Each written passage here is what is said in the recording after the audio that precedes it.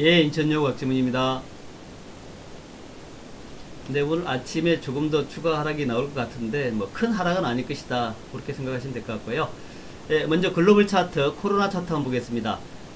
지난 6월 말 7월 초만 하더라도 약 14만 명, 15만 명 정도 하루 확진자 발생했는데 지금은 뭐 29만 명, 거의 30만 명에 육박하고 있어요, 하루 확진자가. 그래서 이 코로나 확진자가 거의 배로 증가를 했기 때문에 여러 가지 이제 위협은 있습니다만은, 그렇지만 그렇다고 해가지고 크게 코로나에 대해서 두려워하지는 않는 것 같다 생각이 들고요. 자, 미국도 마찬가지로 4만 명대였다가 지금 한 8만 명대 가까이 이렇게 나오고 있습니다만은 크게 위협은 되지 않는다 생각하시면 될 것 같고, 우리나라는 지난 토요일날 113명, 일요일에 58명 나왔는데 지역 감염은 27명, 12명이었거든요. 그래서 해외 유입만 좀 관리하면 되겠다. 국내는 그런 대로 잘 컨트롤 되고 있다, 그렇게 보시면 될 것 같습니다. 차트 보겠는데요. 일단 먼저 상해지수 차트 보겠습니다. 상해지수가 잘 올라가다가 이제 음봉을 맞고 또 음봉 맞고 이렇게 됐는데, 아시다시피 뭐 미중 갈등, 이게 가장 큰 문제 아니겠습니까? 미중 갈등 문제는 저는 그렇게 봅니다. 지금 뭐 트럼프 대통령이나 시진핑 주석이나 코로나 때문에 열심히 굉장히 고생하고 있는데, 이거 뭐 갈등 일으켜 가서 경제를 더 파국으로 만들 필요는 없지 않겠냐, 이런 생각이고, 그래서 적당한 수준에서 아마 서로 협상하지 않겠나 이렇게 보고 있습니다. 그래서 너무 크게 걱정하지 말자라는 말씀을 드리고 싶고요.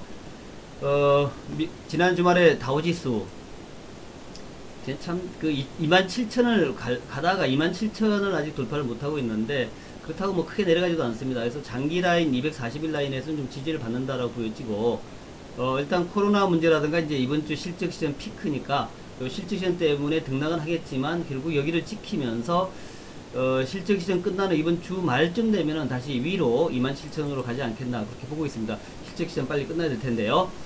자, 나스닥 지수 차트도 좀 기술주들이 좀 조정이잖아요. 그래서 이제 그 21선은 살짝 깼는데, 그렇지만 또 양봉이죠. 그래서 기술주들이 조정에 있는 건 맞다, 실적 시즌이니까. 그런데 그렇다고 하더라도 기술주가 급락할 것 같지는 않다, 그렇게 보시면 될 것 같아요. 대표 종목 테슬라 보겠는데, 테슬라도 뭐 지난번에도 말씀드렸지만 이 고점에서 이제는 조금 쉬어가는 모습 같다. 고점에서 장대 음봉 2개 나왔으니까 쌍봉 가능성 높다라는 것이고, 지난 주말에 이제 21선을 지지를 하고 있습니다만은 여기를 깨고 내려갈 수도 있다라는 거. 밑에 가면 이제 61선인데 그러면 이제 한 1100달러 그 정도까지 내려갈 수 있겠다. 그래서 하여튼 어쨌든 내려갈 수 있다. 기술주들은 조정도 많이 올랐으니까 뭐 기술적으로 조정 받을 수 있다, 그렇게 보시기 바라겠고요. 대표 아마존도 보겠습니다. 아마존도 비슷한 차트인데 거의 뭐 쌍봉 비슷한 모양으로 지금 원봉이 많이 생기는 그런 차트를 만들고 있고, 21선을 이탈하고 있지만 또 그렇지만 또 저점에서 많이 들어와요. 그래서 이 대표 아마존을 무슨 컨택트, 언택트 이런 거 개념보다는 시대의 영주 이런 개념을 보시기 바라겠고, 뭐 아마존이 내려가봐야 요 61선 이하로는 안 내려갈 거 아닙니까? 그래서 들고 있는 분들은 여전히 아마존은 그냥 보유가 좋다라고 보여지고요. 지난 주말에 가장 특징적인 것이 AMD였습니다. AMD가 급등이 나왔는데, 지금 인텔과 AMD, CPU에서 대장들인데, AMD가 항상 2등이었잖아요. 2등. 인텔이 1등이었는데, 영원한 1등이었는데, 뭐, 영원한 1등은 없는 모양입니다. 비즈니스에서는. 지난 주말에 이제 인텔이 급락을 하고, 시간에서 급락이 됐고, AMD가 급등을 하고 있는데, 이게 이제, CPU에서 7나노를 AMD가 먼저 내놓고, 근데 이제 아직도 인텔이 그걸 못 내놓고 있어요. 또 지연시킨다, 이런 얘기입니다. 그래서 아마 그런 것들이 이제 AMD의 부상, 인텔의 좀 침체, 이런 것을 만들지 않나 생각이 되고요. 이게 이제 삼성전자한테 어떤 영향을 미칠까, 요거 한번 생각해 보자고요. 자, 어쨌든 기술주들이 이제 조정을 받고 있는데, 전통 가전제품의 대장인 월풀 같은 것들은 아주 견조합니다. 장기 라인을 돌파해가지고 쭉 올라가는 그런 모습이고, 지금은 첨단 기술주 성장주의 시대라기보다는 전통주들이 좀 대받아 올라오는 그런 흐름이 아닐까, 그렇게 이제 보고 있습니다. 자, 코스피 차트 보겠습니다. 지난 주말에도 뭐 크게 올라가지 못하고 이러고 있는데, 또 이제 오늘 또 조금 추가적인 하락이 지금 예상이 되죠. 그래서 추가 하락은 예상이 되지만 낙폭은 제한적일 것이다. 그렇게 요약할 수 있겠고요. 따라서 좀 장중에 크게 내려간다면, 장초반 크게 내려간다면 매수 관점으로 그렇게 보시고, 좀 덜 내려간다면은 좀 관망하는 그런 전략이 좋겠다 생각이 되고요. 자, 코스닥 차트 보겠습니다. 코스피보다는 코스닥이 더 좋은데요. 코스닥도 지금 쭉 급등은 나오지 않고 있고, 그렇다고 내려가지도 않고 조금씩 좀 올라가는 그런 차트를 만들고 있다. 지금은 그 성장주보다는 전통주 경기민감주의 시대다, 그렇게 보시면서 LG전자, 몇 번 말씀드렸던 LG전자 보겠습니다.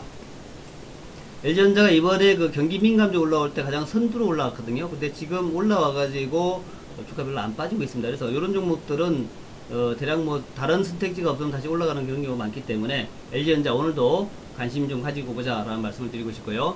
그 다음에 이제 SK이노베이션도 제가 몇 번 말씀드렸는데, LG화학과의 분쟁이 있습니다만은, 근데 주가가 배터리 주식으로는 너무 좀 싸죠. 그래서 요것들은 뭐 지금 저점에서 하더라도 상관없을 것 같고, 뭐 실적 같은 것도 바닥치지 않겠습니까? 이번에 바닥쳤다 이렇게 이제 보시면서 대응하시면 될 것 같고요.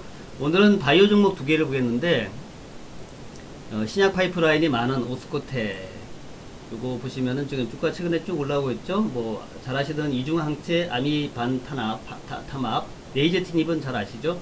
그런 쪽인데 여러 가지 기대가 있습니다. 그 오스코텍은 봐야 될 부분이 최근 들어가지고 기관의 매수가 쭉 들어가고 있어요. 꾸준하게 한 2주 이상 들어오고 있는데, 이런 것들은 아주 우리가 체크해야 될 포인트다 생각이 되고요.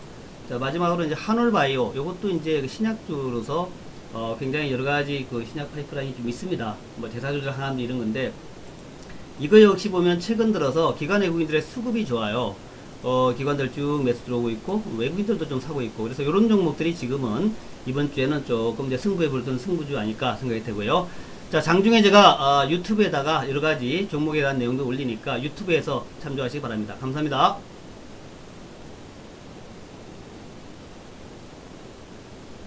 네.